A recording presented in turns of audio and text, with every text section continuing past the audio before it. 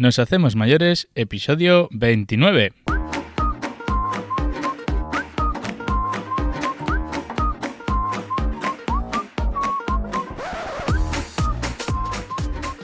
Buenos días y ser bienvenidos a Nos hacemos mayores, el podcast donde aprendemos a mejorar la vida de la gente mayor. Noticias, entrevistas y un sinfín de novedades que nos ayudan a conocer y comprender mejor esta etapa de la vida. Seguro que alguna vez has conocido a alguna persona mayor que ha tenido un ictus. Hoy vamos a conversar con Inma Navas. Es neuróloga y experta en enfermedades cerebrovasculares en el Hospital de la Fundación Jiménez Díaz. Inma trata todos los días con pacientes que tienen problemas neurológicos y nos va a explicar cómo la soledad afecta a la salud de las personas mayores.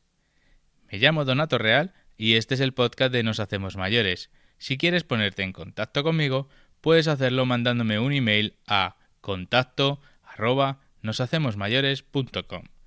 Y ahora vamos a conocer a Inma Navas.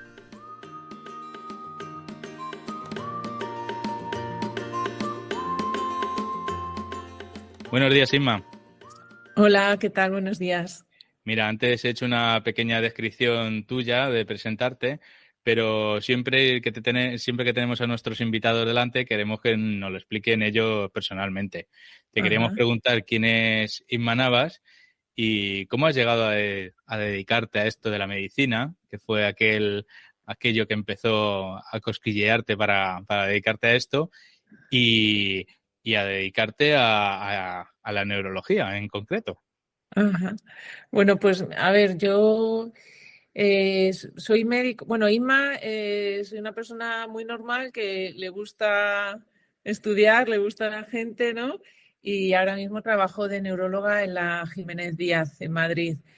Y bueno, pues me metí en este mundo de la medicina por una inquietud, sobre todo. A mí me gustaba estudiar matemáticas, biología, química y tal, pero tenía como la necesidad de hacer un trabajo que tuviera como una aplicación real, ¿no? O sea, me apetecía ver como los frutos de mi trabajo y entonces me llamaba mucho la atención la medicina como tarea, ¿no? Y luego además pues la posibilidad de tener un trabajo que suponga un servicio a la sociedad, un bien que produces, ¿no? Me llama mucho la atención la vida de los misioneros y bueno, y por eso un poco me metí a hacer medicina. Y luego una vez que te metes ahí en la carrera empiezas a ver disciplinas y cirugías, cardiología, tal.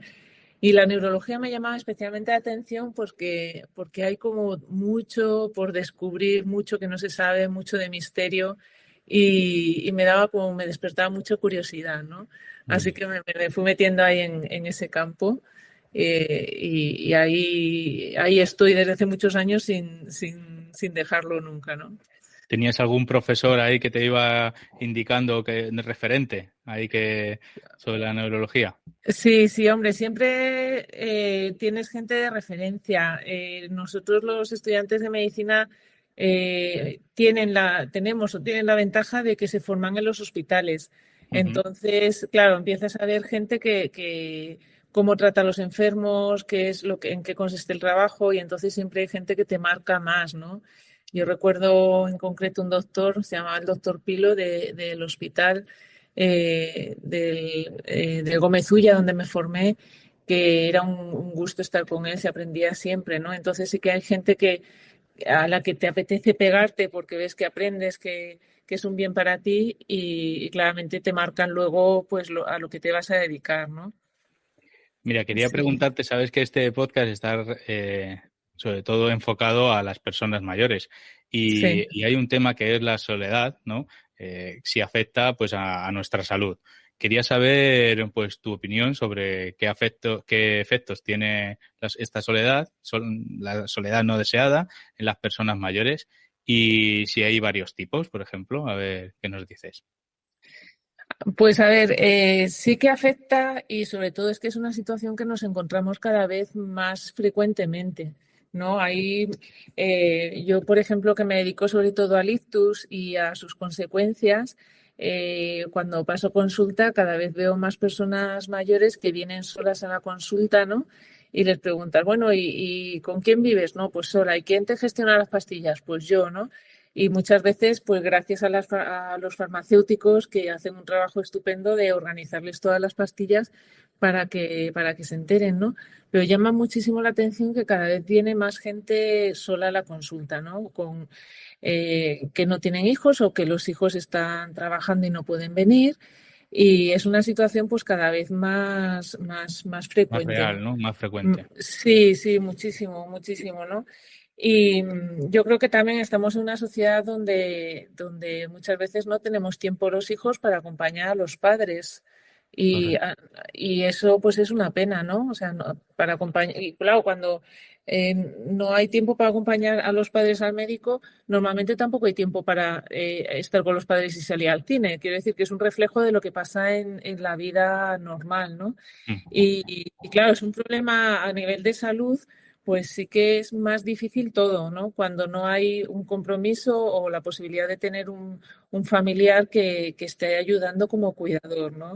Y claro, eso implica pues que haya un mal cumplimiento de las medicaciones muchas veces, que el paciente se alimenta peor, el que fuma más. Quiero decir, o sea, hay un incremento de riesgo de muchas enfermedades, ¿no? Y por ejemplo, si estuvieran, cuando hay matrimonios o cuando hay alguien ya que convive con esta persona, pues claro, los consejos que les das, pues los lleva un poco más a rajatabla, ¿no? Se puede decir. Y entonces, como que los problemas salen más tarde, ¿no? Se puede decir. Claro, cuando hay, por ejemplo, existe la pareja, o sea, no estamos hablando de una persona viuda, una persona sola, y esa persona, esa pareja o un hijo viene a la consulta, pues yo entiendo que ese cuidador es un aliado mío, ¿no? Ujú. Y ayuda a que se lleven a cabo pues los tratamientos y todo, se lo explicas al paciente, pero también tienes como una persona al lado que te va a ayudar a que eso pues se haga bien, sea bien entendido. No hay que olvidar que cuando uno va al médico muchas veces se pone nervioso y olvida lo que le han dicho y tal. Si hay dos personas es más fácil, ¿no? Y, y entonces, y siempre es un aliado para que el cuidado del paciente sea mejor, ¿no? Hemos dicho que tú cuando llegan a tu consulta ya es porque, pues, ¿qué problemas es lo habitual que te encuentras? Bueno, yo en primer lugar atiendo muchos pacientes en el hospital, pacientes que han tenido un ictus o que lo están teniendo. Y bueno, y entonces pues se quedan a un lado paralizado o pierden el habla. Afortunadamente, con los tratamientos nuevos, muchos de estos pacientes mejoran, ¿no? Y luego ya es cuando los vamos revisando en la consulta. Claro, cuando lo vemos en la consulta hay muchos pacientes pues que tienen secuelas de ese ictus, ¿no? Ujú. Pues que a lo mejor no han perdido movilidad o han perdido algo de lenguaje, están peor de memoria, ¿no? Entonces, claro, ellos se tienen que adaptar a vivir con estas secuelas. Y claro, muchos de ellos son personas que son mayores, pero que hasta la fecha han sido independientes para vestirse, para ducharse, para todo. Pero claro, sucede algo que cambia sus capacidades y entonces es cuando dices, bueno, ¿y quién tiene usted para ayudarle? Y Ujú. hay gente pues que no tiene a nadie, tristemente, ¿no? Y entonces ves que se apañan como pueden, pero claro,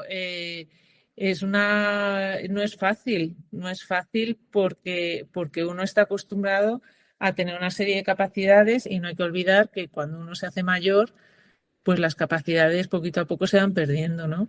¿Qué edad te suelen llegar los pacientes, más o Bueno, menos? pues hay de todo, ¿no? Hay pacientes más jóvenes, pero ahora mismo también hay muchos mayores, muchas personas de 80, 85, 90 años y por encima de 90 que tienen un ictus y sobreviven. Y algunos sobreviven bastante bien. Pero claro, aunque uno sobreviva bien, también hay que intentar prevenir que le vuelva a repetir y es necesario unos cuidados, ¿no? O sea, un ejemplo muy concreto, el tema de la disfagia, ¿no? Muchos pacientes después de tener un ictus tienen problemas para deglutir bien ciertos tipos de comida y hay que hacer la comida pues con una determinada consistencia, a los líquidos echarles espesante, ir a la farmacia a comprar el espesante. Bueno, pues es una serie de cuidados que no son complicados, pero es necesario que haya alguien que te ayude a llevarlo a cabo, ¿no? Claro. Por ejemplo, entre hombres y mujeres hay, eh, se le suele ocurrir más el ictus a las mujeres o o a los hombres. Pues a ver, es más frecuente en las mujeres, ¿eh? Es muy frecuente en ambos sexos, pero en las mujeres es un poco más frecuente, también porque las mujeres tienen una esperanza mayor de vida. Ujú. Entonces, claro, no hay que olvidar, el ictus es la primera causa de mortalidad en mujeres en España. Ah, sí. Sí, sí, la primera causa. En los hombres, está también una alta incidencia de infarto de corazón o de cáncer de pulmón, ¿no? Entonces, claro, las mujeres, hay más mujeres mayores, hay más que tienen secuelas y sobreviven, porque también no hay que olvidar que la generación de nuestras madres es una generación muy fuerte, es Sí, muy sí, sí. fuerte.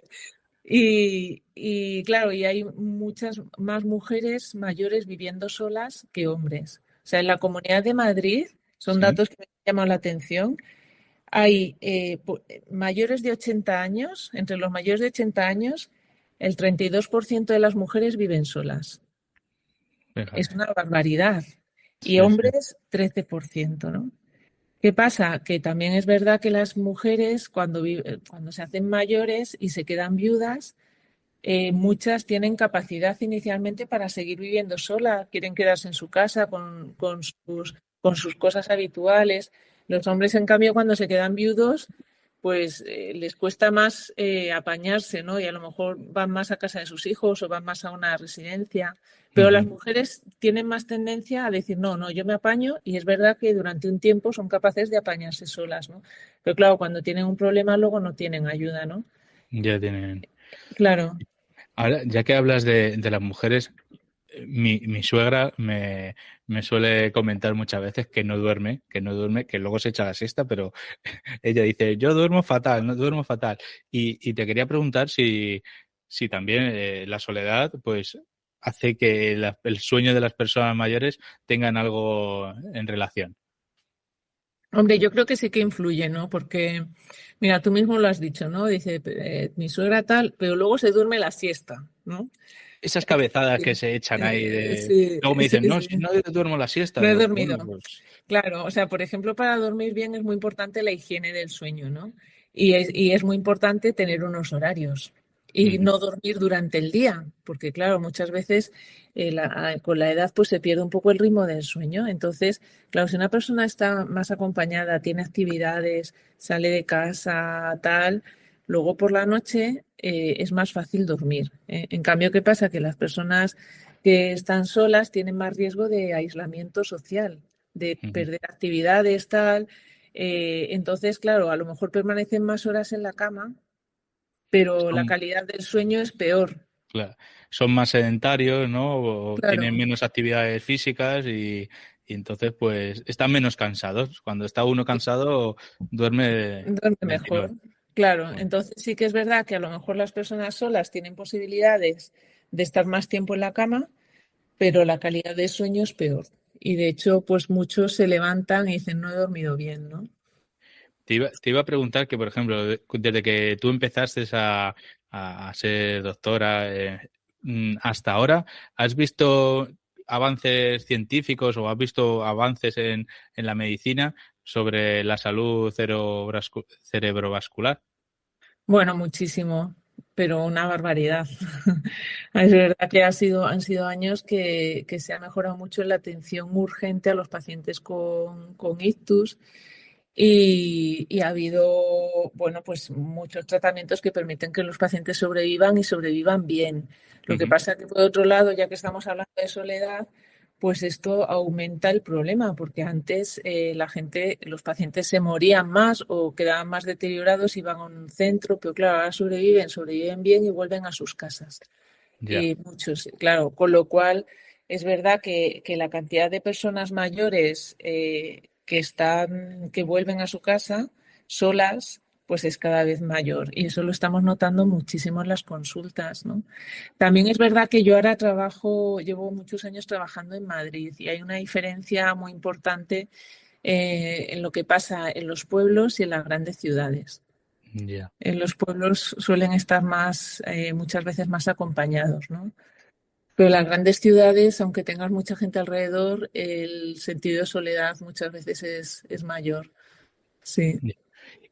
Por ejemplo, ¿qué signo? ¿Cuáles son los primeros signos que tienes para saber si hay una persona que está sola o que puede llegar a depresión o... Ujú. Pues mira, primero, estas personas que están muy solas normalmente van más al médico de lo normal. Ajá, Porque también tienen como esa necesidad de cuidado y es que muchas veces se encuentran mal hasta físicamente. Entonces, son personas que van mucho al médico, que piden mucha ayuda y luego pues también empieza a haber pues signos de deterioro, pues por ejemplo que les ves que van perdiendo peso, que van mal vestidos o que van poco ujú, aseados, ¿no? Que vienen siempre solos a la consulta, ¿no? ya. Y luego yo creo que no tenemos que tener miedo a preguntar explícitamente. Yo le pregunto mucho, le digo, bueno, ¿y usted con quién vive? Que dirán, bueno, ¿y a esta doctora qué le importa, no?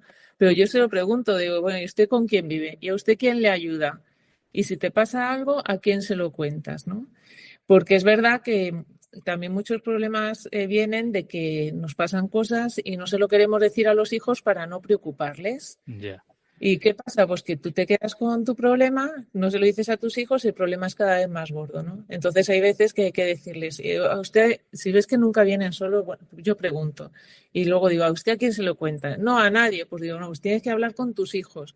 O no, hay veces no hay hijos y hay que hablar con la vecina Ujú. ¿no? O sea que Con la siempre. persona más allegada que tengan y... Claro, claro. También el papel yo creo es muy importante de los amigos. O sea, no hay que olvidar que hay amigos que muchas veces son como hermanos, ¿no? Sí. Y entonces llamar a los amigos y contarles lo que te pasa, pues yo creo que es muy importante, ¿no? Sí. Y como familiar, ¿no? Pues nosotros tenemos ¿qué consejo nos darías a la familia? Estar más pendientes de ello, ¿no? Claro, estar atentos, ¿no? Y también preguntar, ¿no? A mí hay una cosa que me parece peligrosa y que sucede que es como la conspiración del silencio, ¿no? Es decir, Ujú. veo que está mal, pero no pregunto porque a ver qué me va a contar, a lo mejor le hago daño. No, o sea, es mejor sacar los temas sin hacer daño, ¿no? Pero decir, bueno, ¿y tú qué tal estás? ¿Y qué echas de menos, ¿no? Y luego tampoco hay que hacer nada en especial, o sea que muchas veces llevar a tu madre al cine un día o al teatro, bueno, pues es dedicar una tarde que no es que tengas que ser pero sí que estar un poco yo creo que es importante, tenemos que recuperar el tiempo para los mayores, ¿no? Vale. Eh, Pues, aún así, por ejemplo, a un familiar, a lo mejor a un hijo, le van a decir siempre que está bien, como para no preocuparle, como tú has dicho. Y en sí, cambio, cuando se lo pregunta a un médico, ya dice, ay, ya me lo ha sí. dicho alguien responsable, ¿no? Como, como me lo ha También, dicho mi médico, se lo tengo que decir. claro, Le voy a hacer más caso al médico. claro. Hombre, yo creo que también es muy importante intentar acompañarles al médico, Mm. sobre Para tú todo saber de cuando primera están mano solos. lo que le ha dicho el médico, ¿no? Porque Exactamente. luego te va a contar lo que a ellos les interese, a lo mejor. Claro, claro, claro. Sí, yo creo que eso es muy importante. Sí. ¿Tienes algún ejemplo que hayan pasado por tu consulta, que hayas conocido, que hayan ido con este problema y a raíz que hayan mejorado, que hayan pues tomado el papel que tú les hayas dicho para mejorar? Pues mira, suceden cosas casi cada día, ¿no? Pero em, yo sí que te puedo decir que hay gente que a lo mejor está pues muy sola, mucha gente muy enganchada al tabaco, al alcohol, ¿no? Que es Ujú. muy frecuente entre la gente que vive sola. Eh, Tienen un pequeño ictus, ingresan, se asustan Y cuando salen, tú le dices, mira, esto no puede seguir así, o sea, hay que buscar a alguien que te ayude o tal, ¿no? Y muchas veces cuando pasa un susto así, pues es el toque de atención a la familia, ¿no? Al paciente y a la familia. Y muchos de estos, bueno, pues retoman un contacto con la familia empieza a estar más pendiente y hay algunos que les cambia la vida para bien, ¿no? Que yo digo, madre mía, este pobre, este señor le ha venido súper bien porque ha sido la ocasión de retomar contactos con Con la familia. familiares que empiezan a ser ya parte otra vez parte como del de la cosa diaria de la persona. Claro, Sí, lo ideal sería como no llegar, no esperar a que nos pase un ingreso, ¿no? Para que suceda esto, ¿no? Pero pero hasta que no llega ese punto del sustito, ¿no? Siempre, pues, es verdad que dices, mucha gente le decimos, no fumes, no bebas, estás bebiendo mucho, tal, a tu edad, bueno, a tu edad, da igual, lo estás haciendo y hasta que no te reciben ese sustito y el doctor le dice, deja de fumar, deja de beber, empiezan ya a tener una salud, una vida más saludable, a comer sí, mejor, a hacer más andar más paseos con el perro, aunque sea con la bici, sí, y cogen la cadena buena, la rueda sí, buena, ¿no? Se sí, puede así decir. es. Sí, sí, así es. Te iba a preguntar por las residencias. Ajá. Cuando vienen, por ejemplo, claro, no es lo mismo volver a una residencia, ¿no? Si has tenido un pequeño susto, eh, que volver a tu casa. En las residencias a lo mejor estás mejor acompañados, pero ¿qué, qué se puede esperar de una residencia? A ver, en las residencias no siempre se está mejor acompañado, ¿eh? O sea, tienes más gente alrededor, pero se sufre mucho de soledad en algunas residencias, ¿no? Porque, Ujú, bueno, al final la cuestión no es solamente que te den la comida y que te den las pastillas, sino también, una persona necesita interacciones sociales, necesita estímulos, necesita tener actividad, ¿no? Entonces, y en las residencias, yo creo que lo que es muy importante es como que haya un programa dirigido a las personas mayores. O sea, que no sea solamente cumplir lo obligatorio, ¿no? Sino que ujú. haya pues eso, que haya posibilidad de una interacción y de un entretenimiento también. O sea, no hay que olvidar también el papel importante del ocio y del juego y de bailar y de la música, ¿no? Es decir, que son todo cosas que nos hacen bien, ¿no? Una atención centrada más personalmente, ¿no? En cada Exactamente, persona, que exactamente. no todos a la tele o todos sino Sí, en cada situación, pues dedicarle esa atención claro, personalizada. claro, sí, sí, Y, y sobre la tecnología, antes te he preguntado los avances, ¿no? Que ha habido sí. en tu gremio, pero ¿la tecnología es buena para los mayores? ¿Es mala? Bueno, yo creo que facilita algunas cosas y complica otras. Es decir, o sea, para los profesionales está claro que nos facilita algunas cosas, pero claro, yo creo que hay una brecha tecnológica brutal. O sea, hay generaciones de personas mayores que no se han formado con cosas tecnológicas y que se les hace un mundo acceder a una aplicación del móvil o incluso un móvil de última generación, ¿no? Mm, Entonces yo creo que, bueno, la tecnología te ayuda, pero tiene que haber alguien que les enseñe. Y tenemos que tener en cuenta que hay gente que no va a ser capaz de aprender a utilizar según qué recursos. Entonces, yo creo que ahí tenemos que también o sea, buscar la accesibilidad y que sea fácil, ¿no? Y porque luego hay herramientas que decimos, mira, se puede hacer una estimulación cognitiva con esta aplicación del móvil, no sé qué, pero es que si a lo mejor si el hijo no le descarga la aplicación y le enciende el móvil y pues a lo mejor el paciente nunca lo va a saber hacer, ¿no? Entonces, yo creo que necesita también una compañía, o sea, la tecnología de por sí misma no sustituye el papel de la familia ni del cuidador, ¿no? vale. Y Luego, por ejemplo, perdón, dime. iba a preguntarte que a vosotros como profesionales, o sí que os ayudan para llevar un mantenimiento, un control de los pacientes, o... ¿Cómo os ayuda a vosotros la tecnología? Sí, a ver, nosotros, por ejemplo, tenemos herramientas desarrolladas en el trabajo, en el hospital. Por ejemplo, hay una cosa que se llama el portal del paciente, que es Ujú. súper útil porque a través de allí le puedes mandar al paciente los resultados de las pruebas, les puedes decir, mira, esta medicación la vamos a cambiar de esta manera, ¿no? Y lo puedes dejar por escrito y mandárselo por el portal del paciente. Entonces, claro, para nosotros, pues es una vía de comunicación muy buena. Pero ¿qué pasa? Que te tienes que asegurar que el paciente es capaz de leer eso, que de Ya, nada sirve que tú le mandes información o tal si él no es capaz de abrir el portal del paciente, ¿no?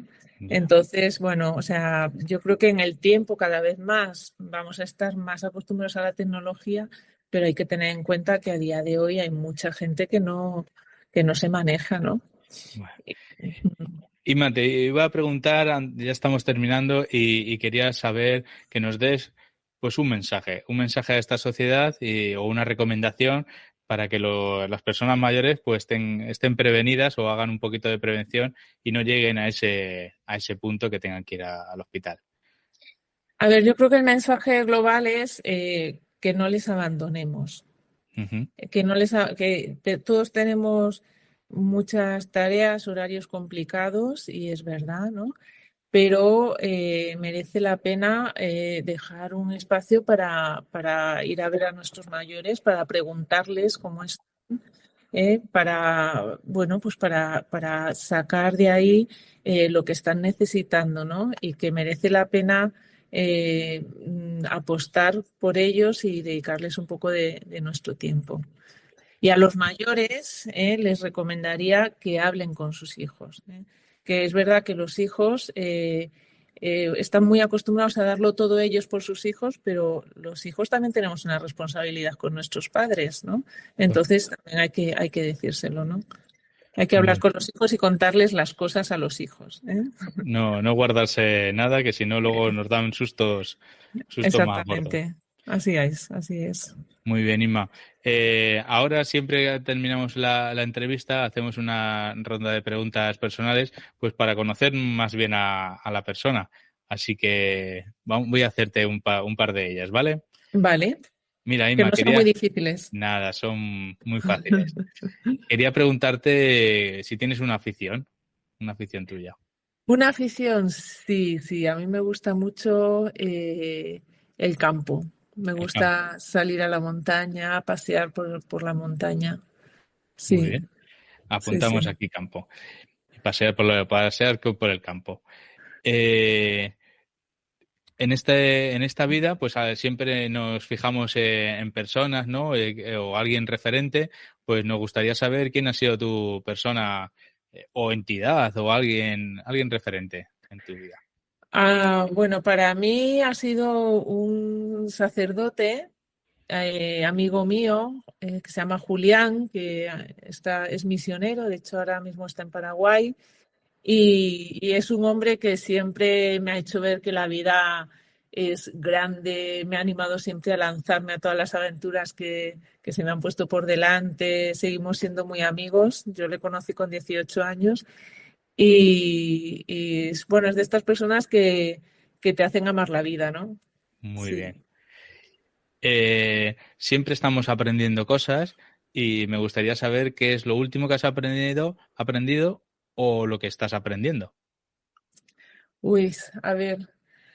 Bueno, yo ahora estoy aprendiendo mucho de una cosa, bueno, porque me estoy metiendo en este tema. Hago como un voluntariado, estamos yendo a Camerún, intentando ayudar a niños con discapacidad allí. Y últimamente me encontré con un grupo de niños con síndrome de Down en Camerún y estoy aprendiendo eh, la necesidad de cuidar a estos niños también, de intentar escolarizarlos y que reciban una atención como lo reciben en España, ¿no? Y estoy muy sorprendida porque estoy leyendo sobre datos de este tipo de enfermedades en África y realmente es un trabajo que está por hacer, ¿no? No está hecho todavía. Así que ahí estoy metida. ¿Cómo se llama? ¿Qué es un proyecto solidario? ¿O qué? Es una asociación de profesionales sanitarios, se llama EOCO. y bueno, para un poco ayudar como profesionales en los países donde la atención sanitaria no está tan bien como la tenemos aquí, ¿no? Y claro, aquí tú ves unos casos, pero cuando llegas allí, que ves casos más agresivos, serán, o más Bueno, difíciles, se puede decir, no te ¿no? creas, ¿eh? Porque, bueno, lo que vemos allí son cosas muy diferentes, porque allí hay muchos niños, no hay tantos mayores, hay muchos niños, y luego son niños que la mayoría no han recibido ningún tratamiento, ¿no? Entonces, claro, en cuanto les pones un poquito de tratamiento, pues es que se nota muchísimo, ¿no? O sea, por Ya. ejemplo, con el tema de la epilepsia, hay muchos niños con crisis epilépticas desde hace tiempo que nunca han sido tratados. Entonces, en cuanto pruebas el primer fármaco, pues van fenomenal, ¿no? Y es la verdad que es muy satisfactorio, ¿no? Sí, ¿Y ya lleváis, cuántos años lleváis ya? ¿O hoy? pues viajando, yo empecé yendo a Colombia, luego Liberia, luego Camerún, llevamos como 10 años Bien, viajando. Y la asociación lleva ya formalizada desde hace 5 años. muy bien. Sí, sí, Luego, sí. luego dejaremos en las notas, dejaremos el enlace de esta asociación, para si quiere Fenomenal. alguien echarle un vistacillo. Genial. Mira, te iba a Muy bien. preguntar, la última pregunta ya que tengo por aquí es que nos recomiendes pues algo cultural, ya sea un libro, una película, teatro, música. Pues mira, os voy a recomendar una cosa que estuve hace poco y que me ha encantado, que es el Puy de Fou, se llama, en Toledo. Han recreado como un pueblo medieval y hay espectáculos allí. Te puedes echar el día entero, ¿no? Entonces, bueno, hay espectáculos preciosos de teatro. Bueno, no voy a contar porque Vale, es una maravilla, muy, muy bonito. Merece la pena hacer el viaje hasta Toledo, ir a verlo porque es una preciosidad. ok, lo apuntaremos también. Muy Pues bien. nada, Isma, ha sido un placer conocerte mejor y hablar contigo de primera mano. Antes de Muchas acabar, gracias. antes de nada, claro, he estado buscando un poquito sobre ti y había un par de reseñas, así que te voy a leer una reseña que le he cogido para En ti, ¿vale? serio, sí. Pone, opinión de una hija de paciente y se refiere a ti. Esta profesional es una neuróloga de mi padre. Normalmente es puntual, muy agradable, explica muy bien las cosas, muy cariñosa con el paciente. Somos afortunadas de que atienda a nuestro padre. Ahí está. Muchas gracias. Todo, todo me ha cuadrado, excepto lo de normalmente puntual, porque tú has sido puntual conmigo, así que nada, lo dicho, Isma. Muchas gracias por haber Gracias, compartido Donato. aquí tu tiempo y Venga, aprender de ti. un abrazo. Chao. Chao.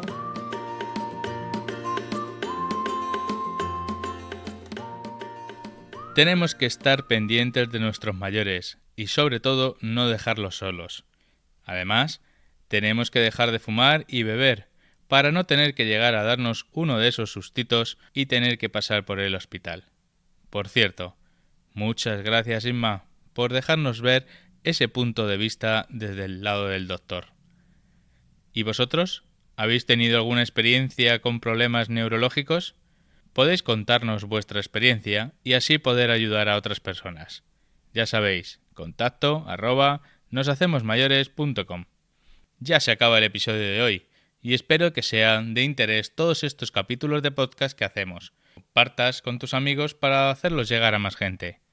También te voy a pedir que te suscribas para que estés informado del último episodio, que le des a un like, un me gusta o me dejes un comentario. Y no lo dejes para luego, que ya sabes que se te olvida. Y claro está, que te invito a volvernos a escuchar en el próximo episodio. Un abrazo.